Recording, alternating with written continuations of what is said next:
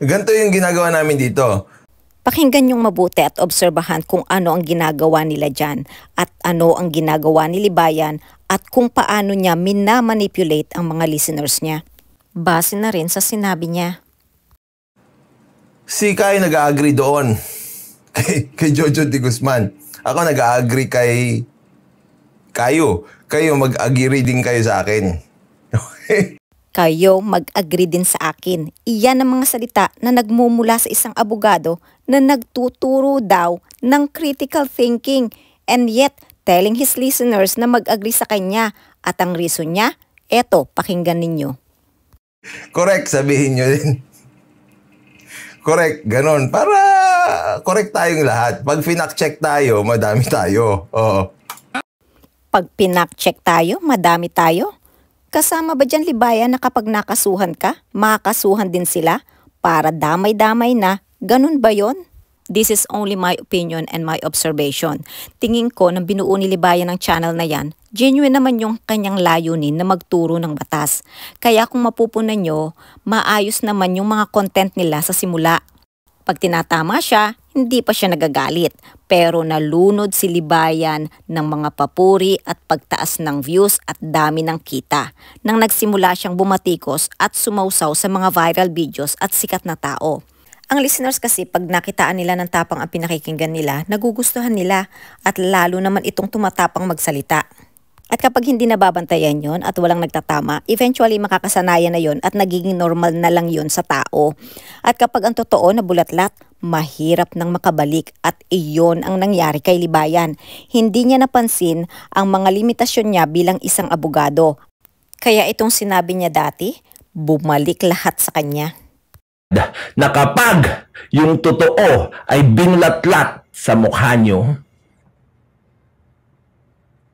hindi na kayo makakabalik. At nakalimutan na niya ang tunay na layunin ng channel niya. Or maybe dahil napansin niya walang masyadong kita kung puro batas lang ang content.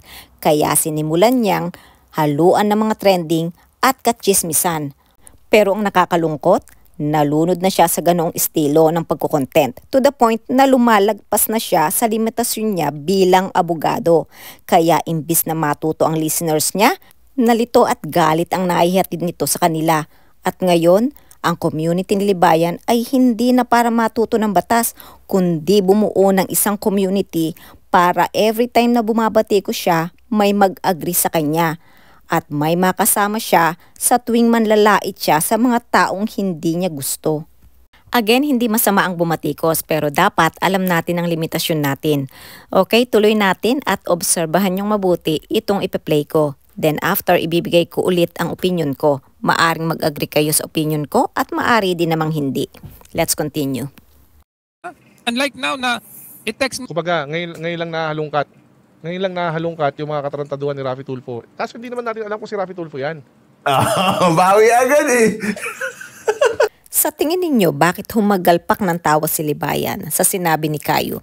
Dahil ba ramdam na ramdam ni Libayan ang takot ni Kayo?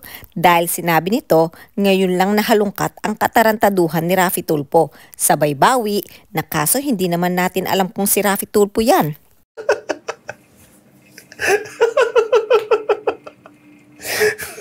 Bakit gano'n, Kayo? Bakit gano'n? Tignan niyo. Ngayon lang. Bakit ganon? Nagtanong ka pa at tumawa ka pa talaga diyang mabuti. Ipinahiya mo naman si Kayo. Alam mo, kahit hindi niyan aminin, takot din yan na makasuhan. Kaya umiiwas sa mga salitang pwedeng pumasok sa kasong cyber libel.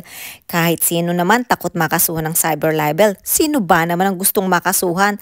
Kahit na ikaw sinabi mo rin minsan na takot ka sa cyber libel.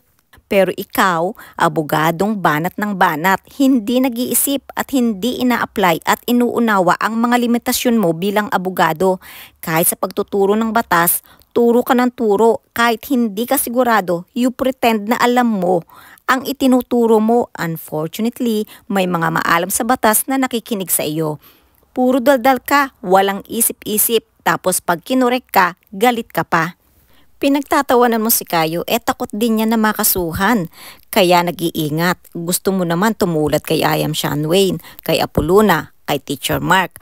Alam mo Libayan, opinyon ko si Kayo, si Renessa Kalam, kumpara sa inyo, lamang sila ng isang hakbang kesa sa iyo. Kaya kung nag-iingat man ang mga vloggers mo tulad ni Kayo, Renessa Kalam at ang iba pa na bumabatikos na vloggers, huwag mong asarin dahil abala at gastos ang makasuhan. Takot din yang mga yan. Bumuo ka ng channel para turuan sila na matuto patungkol sa batas at para makaiwas na makasuhan. Hindi yung tinatawanan mo pa sila sa tuwing iiwas sila sa mga salitang pwedeng pumasok sa kasong cyber libel. Abogado ka, dapat ikaw ang nagpo-protect sa mga followers mo. Hindi yung pinagtatawanan mo pa sila sa tuwing iiwas sila sa mga salitang pwedeng malagay sila sa alanganin. Hindi lang kay Kayo mo ginawa yan, kahit kay Renessa Kalam. Bakit pinagtatawanan mo sila sa tuwing sisikapin nila na wag lumampas sa limitation ng freedom of speech? At huwag mong idadahilan na ginusto nila yon dahil bilang abogado, napakalaki ng responsibilidad mo dito sa social media. At sa pananaw ko, napakalaki na naging contribution mo kung bakit nakasuhan si Iam Shanwain, Apoluna at Teacher Mark. Kung patuloy na ganyan ang gagawin mo sa channel mo at pambubuyo mo sa mga followers mo, hindi na ako magtataka na may mga pwede pang sumunod na makasuhan. Anyway, good luck sa mga kaso ninyo at galingan ninyo ang depensa. Hanggang dito na lang muna. Abangan ninyo this week. Mag-LS tayo. Maybe Wednesday or Thursday, 8 p.m. For now, take care and God bless.